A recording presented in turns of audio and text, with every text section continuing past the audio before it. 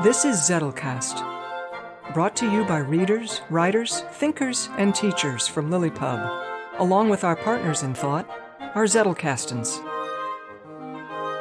In this show, we share discoveries that our Zettelcastans have shown us. There you go. And compare notes on how we're using this marvelous invention in our creative work.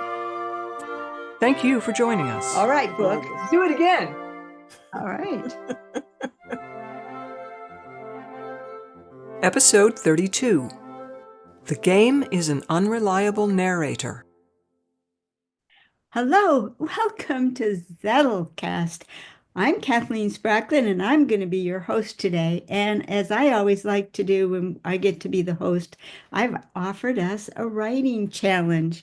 And one of the things we're trying to do this time is to build a little continuity bridge so that the stories can start hanging together and we can give you a little bit better glimpse of how things are going to take shape. And we have 4 submissions today. Victoria can't join us because of work challenges. But who would like to start us off? Okay. This is I don't know what this is. I don't know what literary device to call this. So it's just a piece. And it's called The Sign in MiRah's Kitchen. MiRah is LC, and that's all you need to know. Yeah. That's it. So, welcome to MiRah's epicenter, where curative curiosity is commissioned. Daily, we create collaborative clusters, galactics, ideas animating the cosmos glisten. Ooh. And the whole thing was, the restriction that I put on myself was that each line would be 4 words. And down the center would be 4 words. That should make sense. Right. And I sort of got there. You know, that was what all the tweaking was about today. You know. So You're like a fine watchmaker. Which very well suits MiRah. Say it again, Kathleen. What'd you say? Well, Julianne said it was like being a fine watchmaker, which I said very well suits MiRah. Yes, it does. It does. Okay. Thank you. Kathleen, did you want to let on what our writing prompt was, or is that just to be discovered? Well, I can certainly let on the writing prompt. Our writing prompt was to write a public ready story segment that illustrates the fact that the game engine is an unreliable narrator.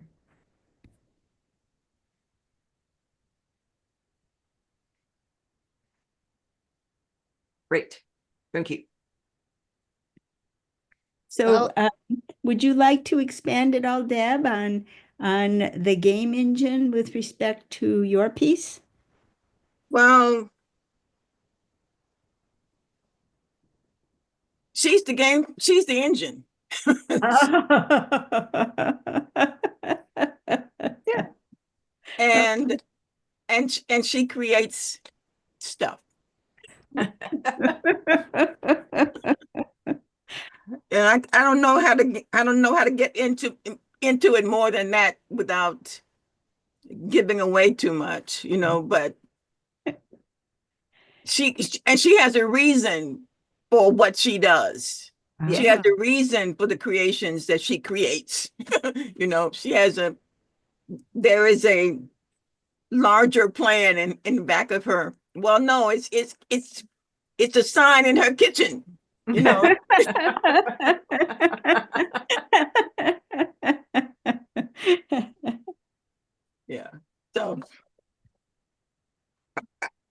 can't elaborate any more than Yeah. there is more, but it's only for authors at the moment. Yeah. No spoilers. Yep, no spoilers.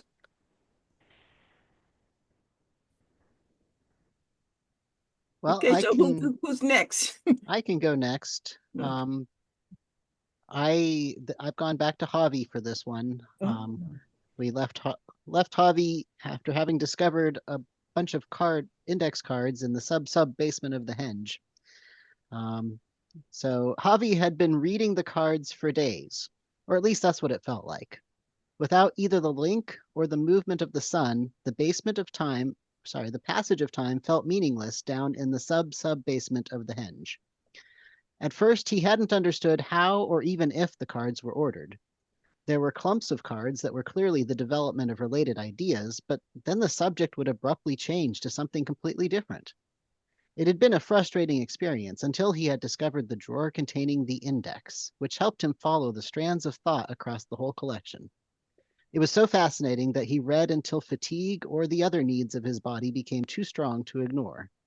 He only ventured upstairs to replenish his stash of food and water.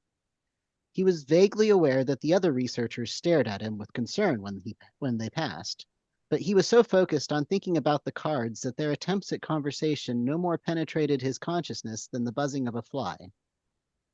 Javi? Javi became aware of someone tapping his shoulder. Searching back through his memory, he realized that it had been happening he wasn't sure how long. His bleary eyes focused on the face until it came into focus. The director of the henge stood over him, concern in her eyes. Before she could say anything else, Javi began babbling, blurting out the story of how he had discovered the cards and the fascinating philosophical and historical information that they contained. He finished up with, "And I almost feel like I know the author of the cards." She had listened to the torrent without interrupting. Once he finally wound down, she spoke gently. "Javi, you have made a wonderful discovery, but this is too big and too important for one researcher alone." She paused and watched him closely before continuing. "It's time to collaborate. All of these artifacts need to be uploaded to the link so that we can all benefit from your discovery." It took weeks to pack, transport, and reassemble the collection of cards in a research room in the main part of the henge. Unlike the public display areas, this room allowed connections to the link. Every time a researcher looked at a card, the information became part of the link, and gradually the virtual representation grew, until finally every card was available to researchers around the world. Not on the general public link, of course, not until they understood the implications of what they had found. Javi had found himself excluded from the bustle of activity. A mere cataloger could not be expected to participate in important research. So much for collaboration. He waited impatiently for the upload to be completed. He had that much access, at least, just by working at the henge. He burned with impatience to return to following the thoughts of the unknown writer. Finally, the link representation of the cards was complete, and he looked up the last topic he had been reading in the index. He settled in to read through the related cards, but they didn't seem quite right. He couldn't put his finger on it, but somehow the magic was gone. Mm. Nice, Mel. Mhm. Oh. Gripping. Yeah. Now we know where the unreliability is coming in. Yeah. Oh, yeah. Love it. Oh, something got lost in translation. I hope they give him back the physical cards now that they've put them in the proper link where they can be used. Right. Yeah, he might have to break into that research room at some point. Oh. Oh, fantastic. Yeah, really, really great. Oh my. Yeah, I Well, can just see her standing over him.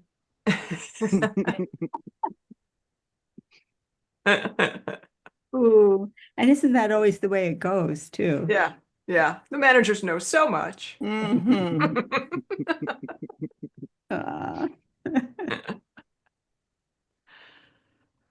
Well, I can go. all right. So, my little scene takes place in the larger scene that I have finally gotten the courage to start writing. about an activity that is inspired by the timeless way of building. And we're kind of dropped into the middle of this, not because what precedes it is spoilery at all, but it's just not. This is just like a 250 word segment. Chris pointed to the valley below and behind the group and called out, "Okay, friends, see those rough stakes pointing up from the ground over there?" He started walking in that direction as his family and friends parted the way for him. "That's the spot where our newlyweds have chosen to plant their roots. Let's just get down there and learn what we're doing while we're doing it." He strode down the rise toward the valley, looking to Jenna like nothing less than pure grace on legs. Turning to face the stragglers following him, he continued walking backwards and added, "Just follow me and you won't fall. I know this place like the back of my hand." Nearly 100 feet away, the massive tree that dominated this corner of the Lydian landscape got a sudden inkling to complete a project it had begun before the first of these folk ever disembarked. A bend near the tip of a root drove its way through the ground toward the light, just in time to meet the back of Chris's right heel, at the very moment that Chris was occupied by a pair of bright, keen eyes in the group above him. Chris stumbled, but remained upright, while the loving group laughed and cheered his rare joke.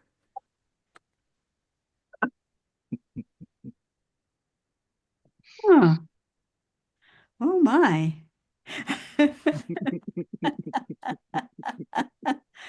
A tree saw its chance. Yeah.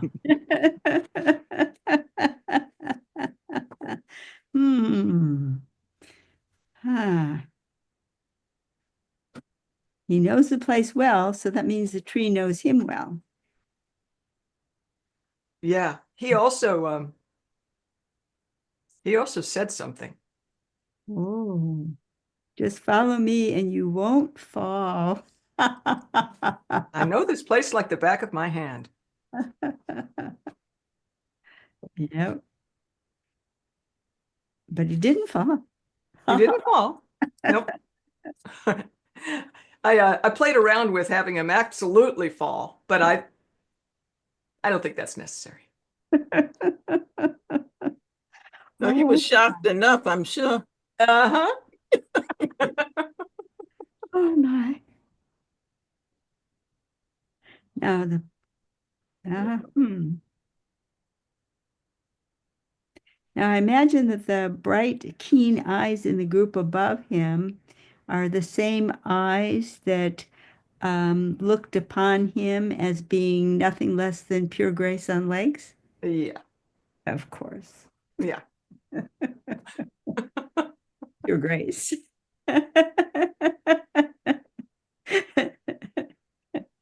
Oh. Oh, very sweet, very sweet. Well, mine produces a little bit of a bridge, and it's a piece of connecting tissue, because in an earlier part, I had shown how Teresita was able to open a drawer in the big public Zettelcast in the great big space. And so this piece bridges the gap between the last piece I wrote and precedes that one. So it picks up right where the other piece ended with these two lines. Inside the newly opened space was a tiny ball of yellow yarn. She held the ball up to her ear. It was silent, of course. Then she held her ear to the hole and she could hear the hum clearly. So we're going to pick that up. So, and the space was created by a tile that lifted off and skittered a few inches away. So she reached for the loose tile and fitted it into place. She no longer heard the hum with her ears. It was back to being a hum in her mind. She tried to remove the tile again, but it wouldn't budge. Well, Actually, it fit so seamlessly into place that there was no way to do any budging. Teresita felt a rush of loss so intense that she broke out into a wail, punctuated by staccato sobs with every breath. I want it open, she longingly injected into the link. But all she heard back was the hum until blip, blip, blip, blip, and a different tile popped open and skittered a few inches across the floor. She eagerly looked inside the opening and pulled out the most amazing find.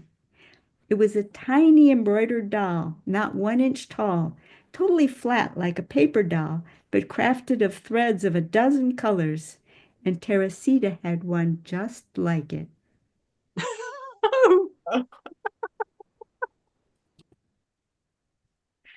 Hmm. Connection. Yeah. Okay. Well, Yeah. now here we have a situation where I neglected to provide a second activity, thinking that 5 stories, that's certainly going to take their full hour. Kathleen, did Victoria have a story? She did not have a story. Okay, all right. But we do have a spinner, don't we? Or Yeah. is that still available? Yeah. Why don't we share here and you can bring up our spinner if that works for you. Let's see. It's been a while since I've been to the spinner, What but did what? I'm sorry. What did you say, Kathleen? We're going to go to the spinner that Julianne gave us to Oh. give us another activity. Mm. and here we go. Ooh.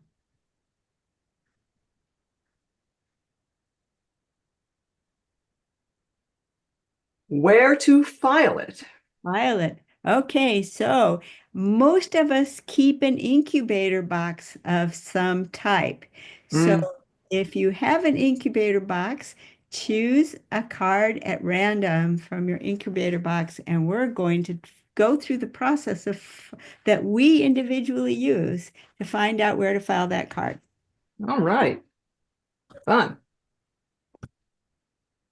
It make me cry. You don't have any, you're so caught up that you don't even have any to file, huh? I've got this hodgepodge of stuff, which is why I'm crying. Okay. Okay, I've got one. I'm off Oh. screen because I've misplaced my incubator box. I had it Oh, just okay. the other day. Where did it go?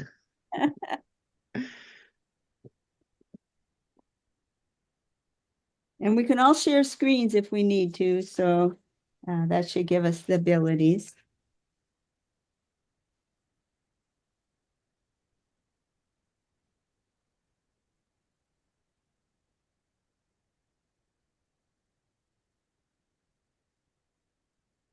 Ah,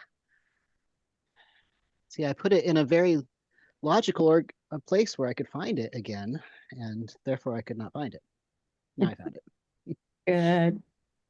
Okay, so who wants to start us off? I could start. So the tagline of this card, it's not indexed yet, but it's ready to find where its parents are. So it is time and materials logo design is also content. Oh. So time and materials is the name of a YouTube channel that I will be making. Ooh. It exists. It just doesn't have much in it. Uh-huh. And it doesn't have a logo. So the thought on the card, the idea is I want to create a time and materials logo so that my YouTube channel will engage an audience interested in what I do there. And my personal reaction to that is record the steps of designing and creating the logo as content for the channel. Oh, wow. This includes creating an MVP just to get going. Oh, fantastic. And then you can use a segment from this as part of that as well. Yeah, it's all related. Okay, so now how are you going to go about placing that card? Well, I had underlined the time and materials, logo, design, and content as the indexable words. So I would start by, I know I've got time as a thing. I don't think that I don't know whether I have time and materials as its own index entry, but I know that time is there. Probably logo has nothing, but I would look anyway. I always look. I look when I know that there's nothing there. I still look. One of these days, I'm going to be surprised. Design definitely probably already has been bumped up to like time to a promoted index card that has has at least 3 entries. So time and design are going to be probably more fruitful. And then content, don't know. Yeah. So I'd be looking through all of those, pulling those index cards just to start with. I may find something that feels right, and if I don't, I would then try to channel my inner Kathleen and look for synonyms. And also, if I'm feeling like, not in a hurry, I would look for cards in the neighborhood of the cards that I found. And who knows, I might find some that way. So um, that's what I would do. I don't know that it's fascinating to watch me do it, but that would be my process. Okay. Well, we might come back to you to do some of that process depending on how much time we have. Yeah. Okay, so who's going to go next?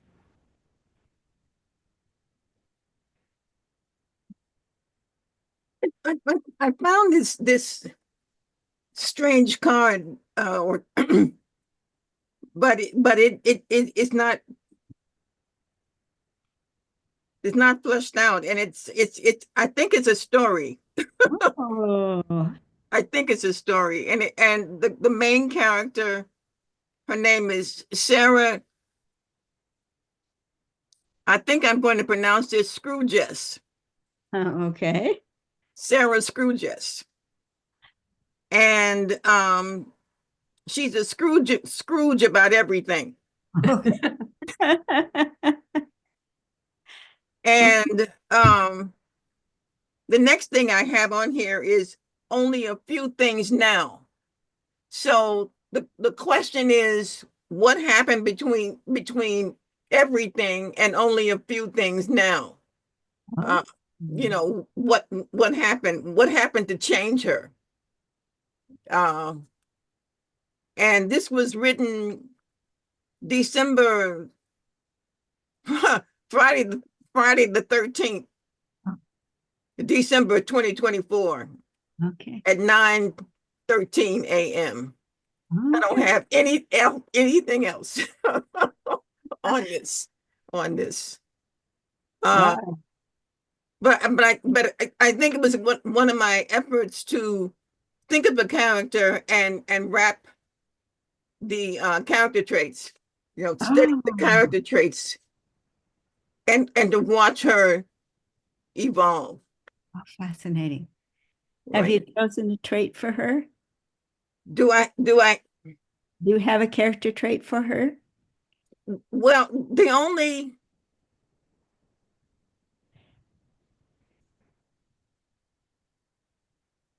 when she was about everything, Uh-huh. right? The idea of somebody else's anything didn't even occur to her. So that was definitely in that top position over her head, everything. So Shall we say generosity was in the pinnacle position? generosity, that would have been a strong suit for her. That would have been because it wasn't even about generosity. It was about, in her mind, nobody really everybody else was a bother. It was Ah, a bother. Everybody was a bother. Anybody and everybody who wanted something other than what she wanted was a bother. okay. And and I'm not going to, transform her through, night visits. That's I'm not going to do that. But I don't know exactly what I'm going to do. I just ran across because of this exercise. I just found this. Yeah. So this how would you go about filing the card, which of course is what the exercise is about? how would I file it? Uh-huh. Well, it should be filed under um future stories. that's Oh, okay. that's where it should be filed.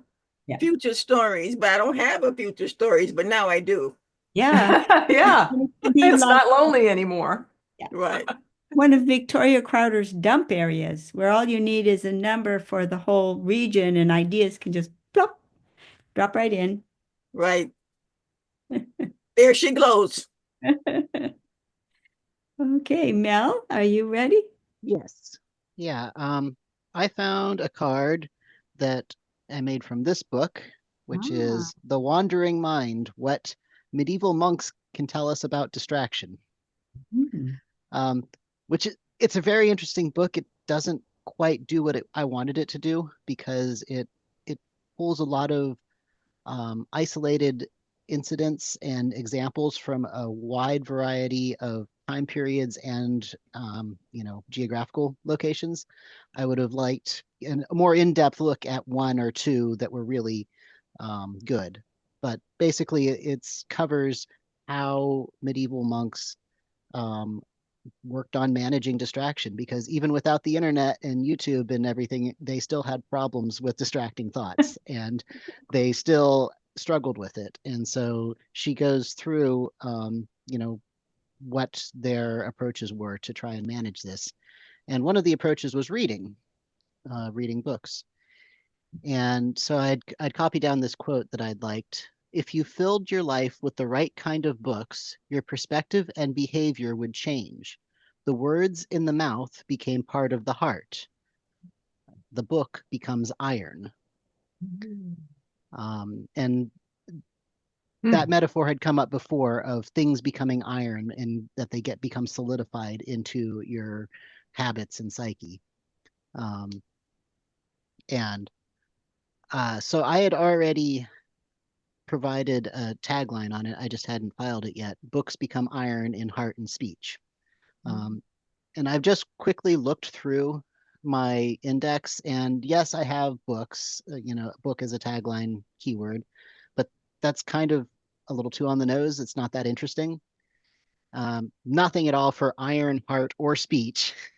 But so I'm going to have to go with more of a contrariety approach here, a contrary approach, because as I was looking through the S section for if I had anything on speech, I noticed one about the objectivization of a scorpion's sting, which Hmm. um, The scorpion's tail? a scorpion's sting. It was a metaphor, Sting. yeah, a metaphor supposedly from uh, Heraclitus or Heraclit, however you say his name. Although I have not been able to confirm that, but it was quoted in a book where objectivization means viewing a phenomenon as something separate from its context and as it exists at the moment of observation. Um, is He called this objectivization the scorpion sting because scorpion stings cause paralysis of vision. Um, so I would like to put these two cards together because they both deal with something solidifying. But in the scorpion sting example, it's you're focusing too much on the wrong thing and in your ideas, your mind is solidifying around that and you can't see what has changed. But then there's the better end of it where if you read the right kind of books, then you're solidifying the things that you want to have. Um, so there is there's no direct connection, of course, but I like they're both vivid metaphors, and they're both talking about, you know, your mind being solidified in some way. So I'm going to put them together. They may, I may put a card between them, or I may not, explaining why they're next to each other.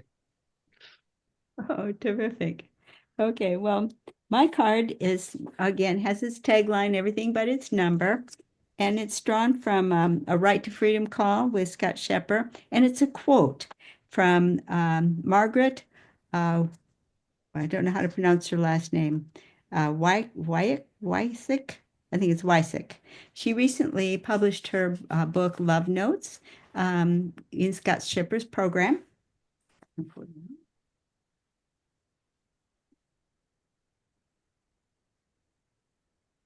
Oh, darn, I can't grab it. Hooey. Oh, well, so much for that idea. And what she was quoted to say that for her, she was always at all times in the program, no matter how heavy the workload seemed to be and how much was left in front of her to complete her book. She said she was always just one card away from making progress. And that was just such a lovely thought, because one card can add a whole new thought, can send you in a whole new direction, can give you a whole new spurt of energy. And it's so doable. And it's so manageable. It's one little card. So I just had to have that. And she said her other programs did not work for her. This did. And she launched, at the time this card was done on March 5th, she had launched her book the previous day. So she'd completed writing her book, and it went on public sale on that day. And so I made the remark that because the whole book is outlined in cards in Scott's approach, you can make progress anywhere in the outline. So even if if you're not in the mood to work on this section, you can work on that section. And so you can always make progress one card at a time. So my tagline was, making progress a card at a time is motivating. And so I've got progress, card, and motivating that I would pull from. I probably, again, won't use card for the same reason that Mel didn't choose book. So I would be looking for progress and motivation. We still have a little time. Julianne, how did your search go for actually placing your card? Well, as I predicted, I have a lot of options for time. But many of them, well, one of them I have talked about on this before, which is about how transition patterns signal exiting and in-betweenness and arrival. So that's a prospect. I also have a reference to an essay that I haven't made a main card from, but I just made a reference to the essay. And that essay is available out on the internet, and it's by a physicist named Bernard Carr, wherein he reframes what we experience as time, as from a physics perspective, as a dimension. The design aspect didn't spark anything too intriguing.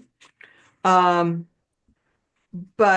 in terms of the word material, I do have a couple of entries, index entries to books that I have skimmed but haven't taken main notes from, by Bernardo Kastrup, who is a philosopher, a living philosopher of what he calls analytic idealism, and he has a book called Why Materialism is Baloney. And the tagline of that is that Kastrup demonstrates the flaw in materialist view. So these are all things I would say at least will go into the thought process of this logo. Oh, fantastic. Well, I didn't come up with anything in progress or motivating as a card of their own. And I just skimmed my stuff and didn't come up with anything on progress. So I'm at the spot where would be looking for motivation in it. But rather than just take you through the steps and like you said, Julianne, if I don't get anything there, I'll start looking at synonyms and maybe Mel's contrariety.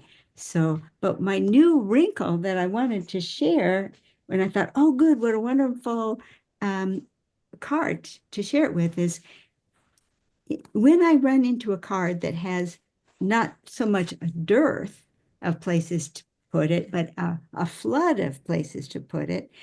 For a while, I was just flipping my card over and writing the card numbers on the back of the card and then going to pull the different cards to decide which ones I want to put it in. I've recently changed that progress and methodology in a way that I just love. And that is, I grab instead a colored card and I just make links for everything that even looks remotely promising. And then I worry about which one. Once I find the one I want, I just underline it in blue. But I've already got a fantastic conversation. Then when I find the one that it goes with, it joins another conversation over there.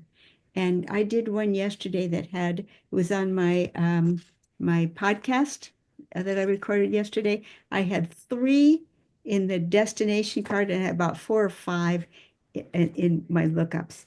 And it totally energizing. And when I go to use that card in writing, I can pull all of that richness in with it. And if I need a footnote, no problem. Every card has its source.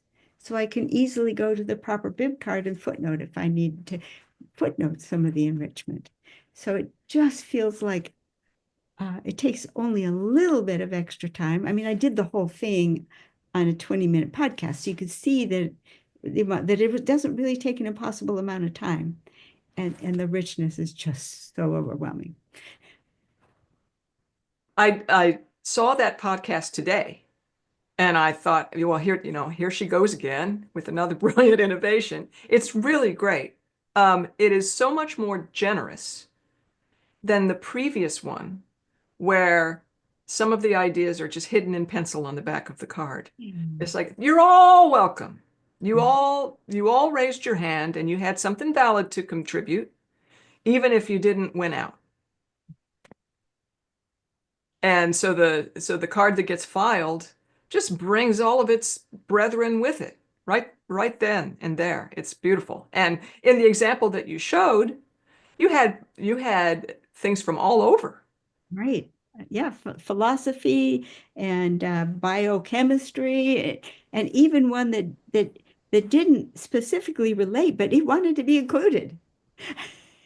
And it sparked something in my mind that hasn't solidified yet, but it will. Solidified, Mel.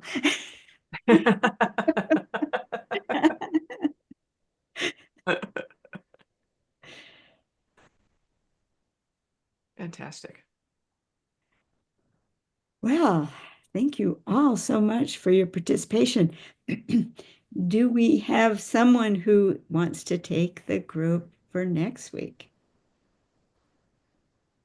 It must be my turn. It is your turn.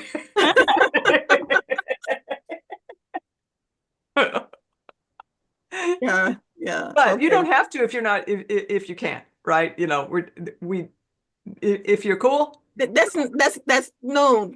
Everybody, no, that's not right. All right. So I mean, everybody has a life, right? And everybody has found a way to shoulder their hosting duties when it was time for them. So me too, All right. Yeah. So yeah, it'll be me, and I'll come up with something. You will. Okay. Yeah. I really appreciated the whole long lead time that we had, Kathleen, for this week. I never would have come up with this, in a day or two. Mhm. I've literally been working on this thing for the entire week. So, Wow. It's going to take me an entire week of sitting with it to get the full juice out of it. let me know what you think, when you do. Okay. Yeah. Yeah. Yeah. Because curative curiosity. Yeah. I just think that's just lovely. You sure feel the connection there to the game, which requires a lot of curiosity to operate. Yeah. Yep. Yes, ma'am. That's Yes, true. ma'am. Mhm. Yep. All right. Well, Kathleen, you can come up with a title during the afternoon. You're not allowed anymore to use the title Minds in the Machine because you used it twice. Oh. Well, I only caught it last week. I guess the simple thing would be the game is an unreliable narrator. Okay, there you go. So it is said, so it is done. And we have a lot of minds that were hanging around the machine. And the other one was the mind that kind of is the machine. So Yeah.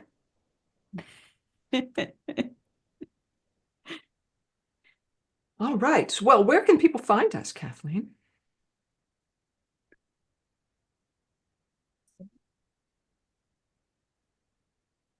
Somewhere under Zeke.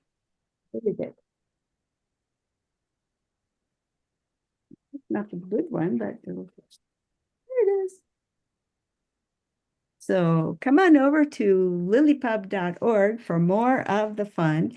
Among other things, you will find some terrific discussion in our Roanoke community where you can participate in the progress of the story, and you'll find a number of wonderful groups and interest groups over there, including an entire group on the Circle for Zettelcast, and we can get all of your Zettelcasting questions answered. So if you don't want to join LilyPub, you can still visit lilypub.org and get a link to where you can sign up to be let in on the secrets of whatever has been made public. So you will get a link to our public share area if you sign up at lilypub.org, and there's no charge for that. Our group does have a modest monthly charge to cover the fact that it's a private network, and private networks are not free. So thank you for considering joining us. We'd love to have you. Yes, indeed. All right. Everyone. Bye-bye. Bye.